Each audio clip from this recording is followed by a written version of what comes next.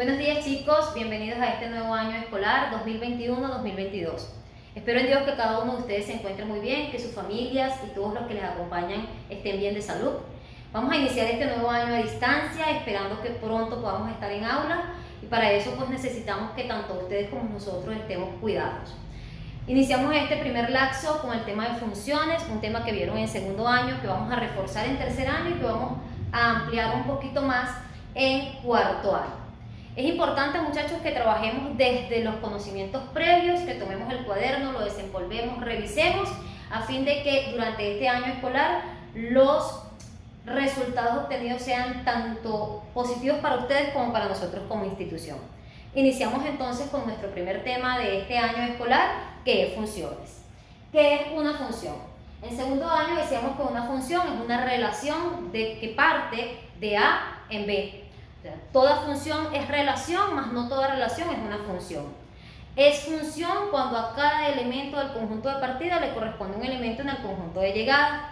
Es relación cuando a un elemento del conjunto de partida le corresponden varios elementos en el conjunto de llegada.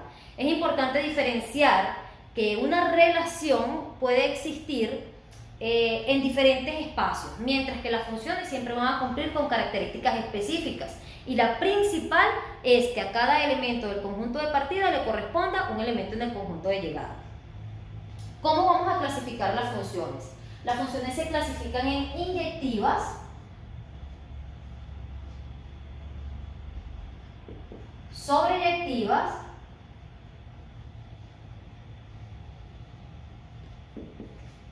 y biyectivas.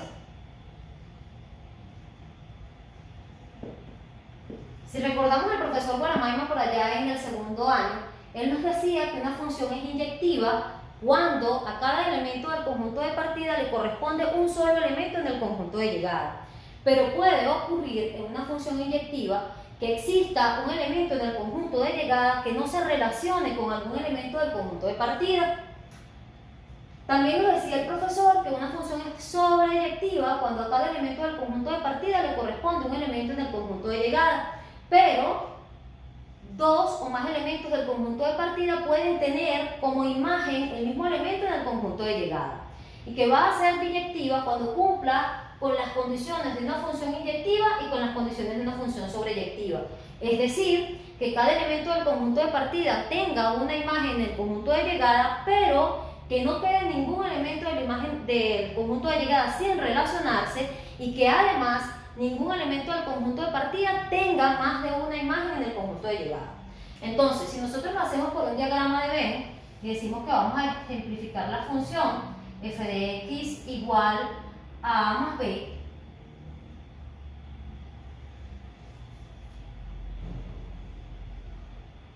donde esta es a y este es de b, yo tengo por ejemplo acá 1, 3, 5, 9 y aquí tengo 2, 4, 6, 10, 12 y hago mi relación de A en B, en donde a cada elemento del conjunto de partida le corresponde un elemento en el conjunto de llegada. Sin embargo, puede existir que un elemento del conjunto de llegada no esté relacionado con ningún elemento del conjunto de partida. En este caso estamos en presencia de una función inyectiva. Cuando hablamos de una función sobreyectiva, si yo tengo f de x, que es igual a x cuadrado, y tengo mi diagrama de Venn, que es la función de a en b, 2, menos 2, menos 1, 0, 1 y 2, y aquí tengo 0, 1 y 4. Menos 2 al cuadrado es 4, menos 1 al cuadrado es 1, 0 es 0, 1 es 1 y 2 es 4. En este caso yo puedo ver que a dos elementos del conjunto de partida le corresponde el mismo elemento en el conjunto de llegada. Menos 2 y 2 están relacionados con 4, menos 1 y 1 relacionado con 1 y 0 relacionado con 0. ¿Qué otra característica tiene esta función? Que no existe ningún elemento del conjunto de partida que no esté relacionado y eso me indica que es función, pero además en mi conjunto de llegada no existe ningún elemento sin relacionarlo. En este caso estoy en presencia de una función sobreyectiva. ¿Cuándo mi función es inyectiva y sobreyectiva a la vez? Cuando yo tengo una función de A en B menos 2, menos 1, 0, 1 y 2, menos 1, 0, 1, 2 y 3.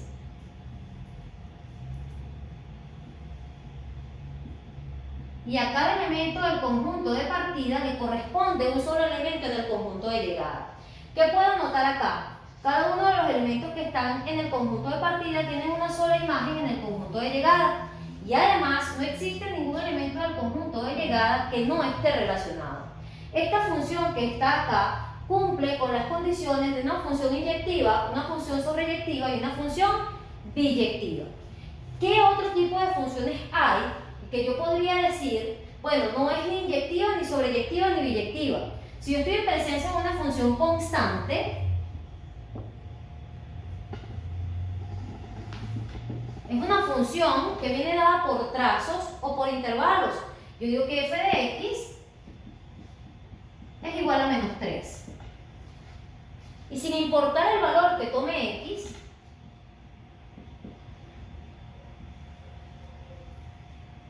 tengo, por ejemplo, menos 2, menos 1, 0, 1 y 2.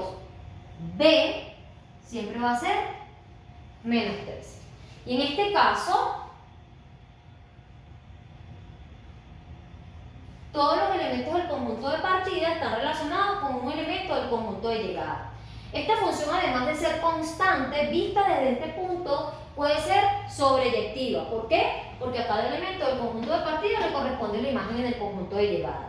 Pero, si aquí existiera un 1 y un 3, esa función que está aquí no es inyectiva, no es sobreyectiva y por lo tanto no es biyectiva. Pero es función. ¿Por qué es función? Porque a cada elemento del conjunto de partida le corresponde un elemento en el conjunto de llegada. La siguiente función sería la función idéntica. Y una función es idéntica cuando f de x es igual a x. Es decir, que el valor que tome x en el conjunto de partida será el mismo valor que va a tomar en el conjunto de llegada. Si mi conjunto de partida es menos 2, menos 1, 0, 1 y 2, mi conjunto de llegada será menos 2, menos 1, 0, 1 y 2. Es decir, la imagen y la preimagen son exactamente iguales.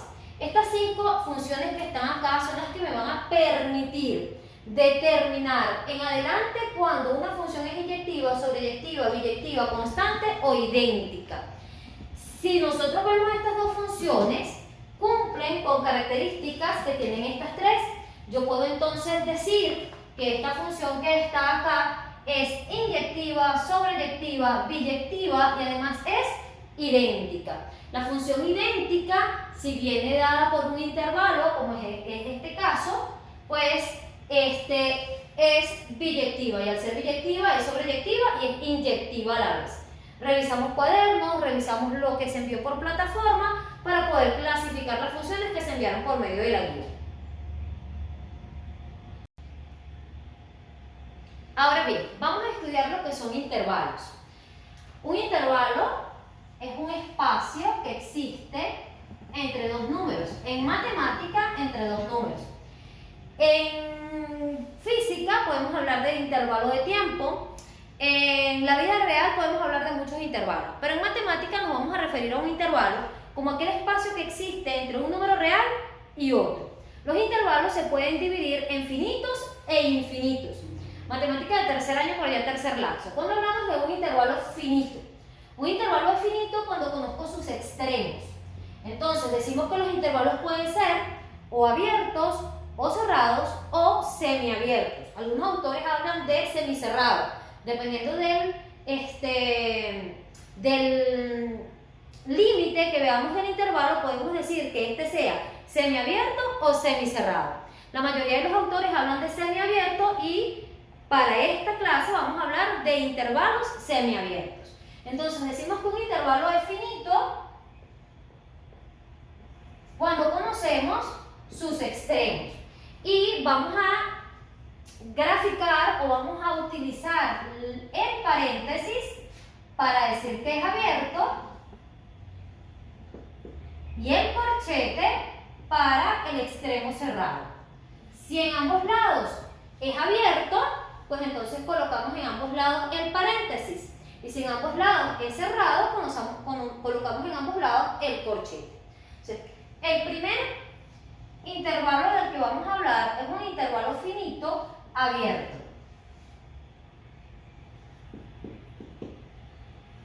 Algebraicamente hablando, decimos que para todo x que pertenece al conjunto de los números reales, tal que menos 3 sea menor que x, que sea mayor que 2.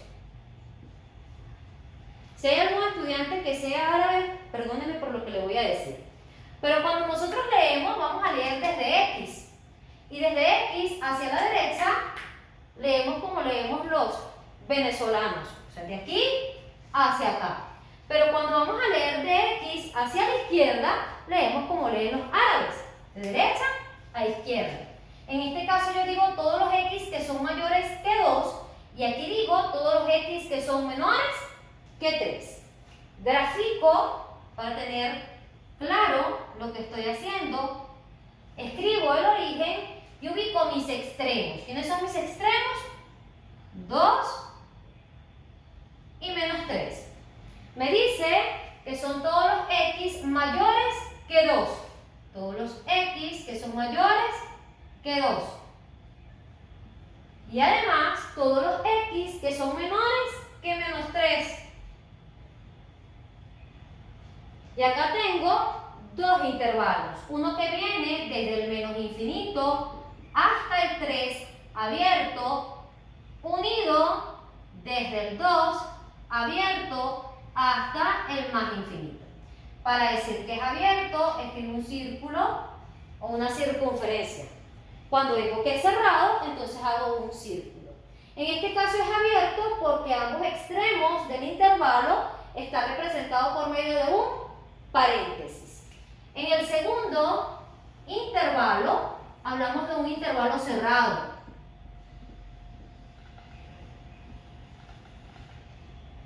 Y decimos entonces, para todo x que pertenece al conjunto de los números reales, tal que menos 7 menor o igual que x mayor o igual que 3.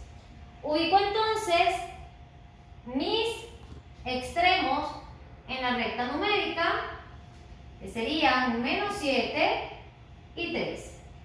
Y leo todos los que son mayores o iguales a 3. Y todos los que son mayores o iguales a menos 7.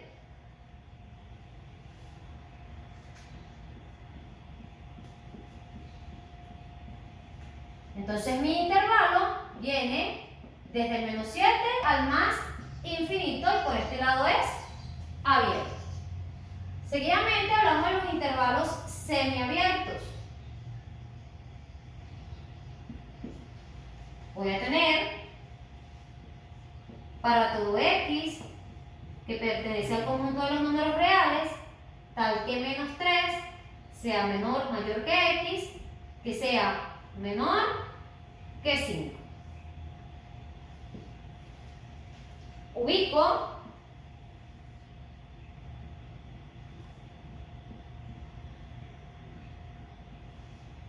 digo los x que son menores que 3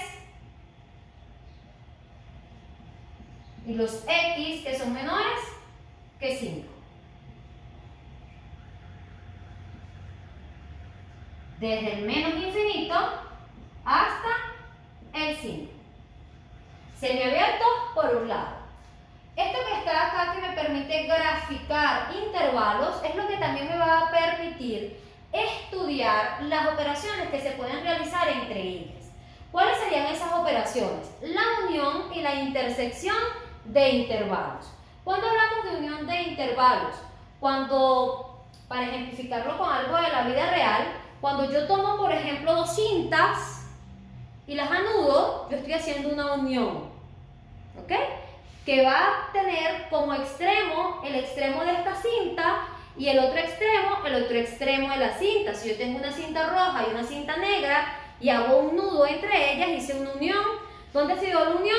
En el nudo, ¿cierto? ¿Cuáles son los extremos de esa unión? La unión, el extremo de la cinta roja y el extremo de la cinta negra. O sea, todo lo que forma ahora la cinta que yo acabo de formar. Ahora, ¿cuándo hablo de intersección?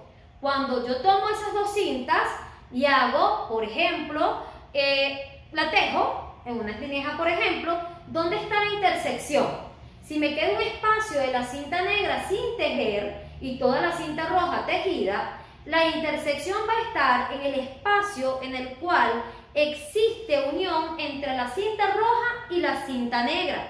La parte de la cinta negra que queda sin tejer no pertenece a la intersección de los intervalos. Veámoslo con algunos ejercicios. Ok, hablamos entonces de unión, que lo vamos a denotar con una U grande, y de intersección,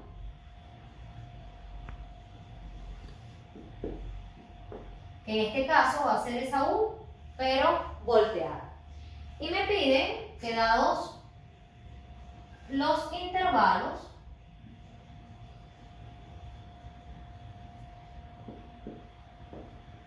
A menos 3, 2, B menos 5, 12 y C desde el menos infinito hasta el 5 cerrado, encuentre A unido con B unido con C, A unido con B intersectado con C, y este que voy a hacer acá, hay uno muy parecido en la guía, A intersectado con B intersectado con C.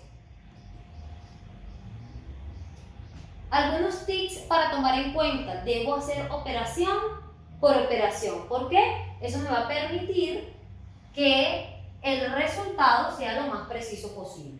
Empecemos con el primero. Y me piden A unido con B unido con C. Trabajo con gráficos porque eso me permite también ver lo que estoy haciendo. En este primer gráfico voy a trabajar A unido con B.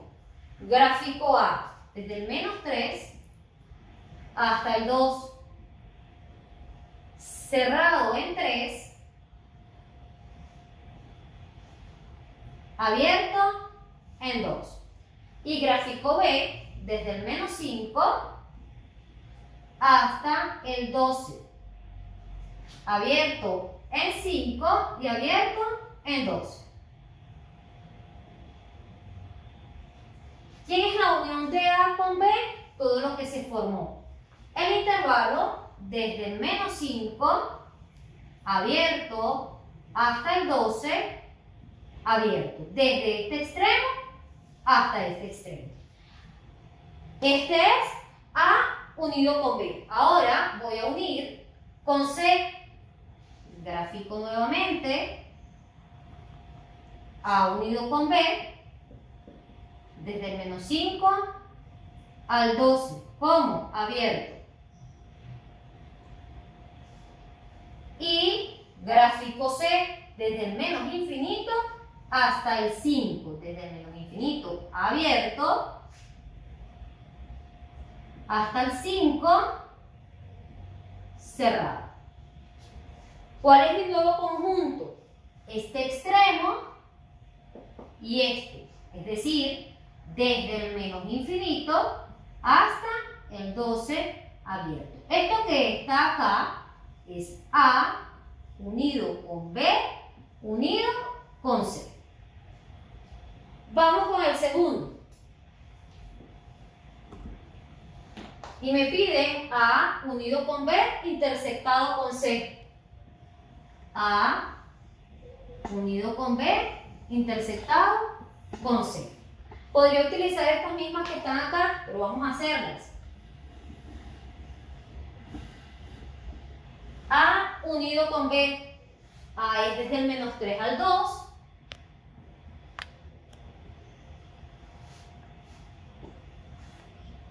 Cerrado en menos 3, abierto en 2. Y desde el menos 5 al 12,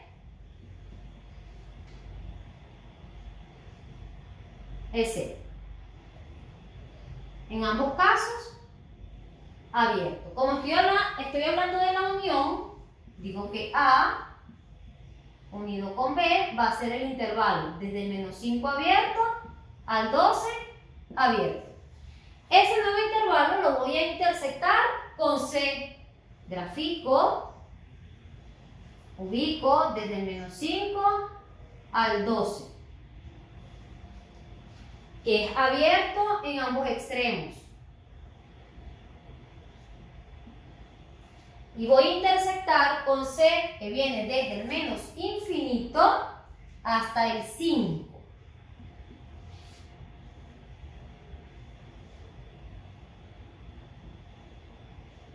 Y es cerrado en 5. Trabajamos preferiblemente con colores y trazo mi primer intervalo hacia la derecha y el segundo de otro color hacia la izquierda. ¿Quién es la intersección del intervalo A unido con B intersectado con C? Aquel espacio en el cual se cruzan las líneas que van hacia la derecha y las que vienen hacia la izquierda. Es decir, desde acá hasta acá. ¿Cómo es el aquí? Abierto. ¿Y cómo es el acá? Cerrado. Entonces, digo que mi intersección con la primera unión va desde el menos 5 hasta el 5 cerrado. Repito, cuando voy a unir, tomo los extremos que generan mis dos intervalos. Cuando voy a intersectar, voy a tomar solamente aquel espacio en el cual se unen las líneas que van hacia la derecha y hacia la izquierda. En este caso, desde el menos 5, que es abierto, hasta el 5, que es cerrado. En el tercer caso, tengo triple intersección y debo trabajar paso a paso. Las guías que me llegaron, para hacer algunas anotaciones acá, en las guías que me llegaron, muchos grafican los tres intervalos de una vez y se ve intersección entre los tres intervalos. Dicha intersección no existe, allí es vacío, para que lo tomen en cuenta. ¿Por qué? Porque cuando ustedes grafican hay intersección de los dos intervalos más pequeños con el grande, pero entre esos dos intervalos pequeños no hay ningún punto en el cual se toquen. Y me están diciendo que cuál es la intersección o en qué punto se tocan los tres intervalos. Si los tres intervalos no coinciden ni siquiera en un punto, entonces mi intervalo es vacío. Me piden A intersectado con B intersectado con C. Grafico nuevamente. Mi intervalo A viene desde el menos 3 hasta el 2. Y es cerrado en 3, abierto en 2. Y B viene desde menos 5 hasta el 12. Abierto en ambos.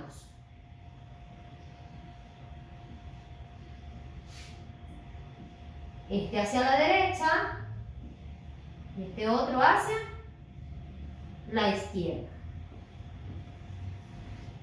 ¿Dónde se tocan? En el intervalo más pequeño, porque además es subconjunto del primer intervalo.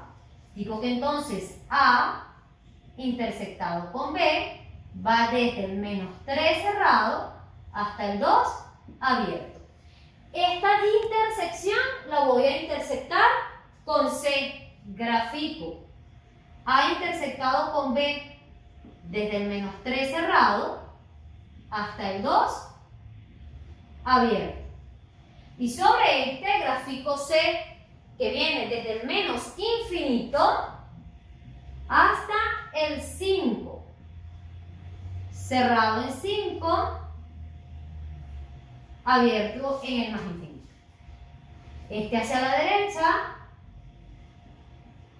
y este hacia la izquierda. ¿Cuál es mi punto de intersección?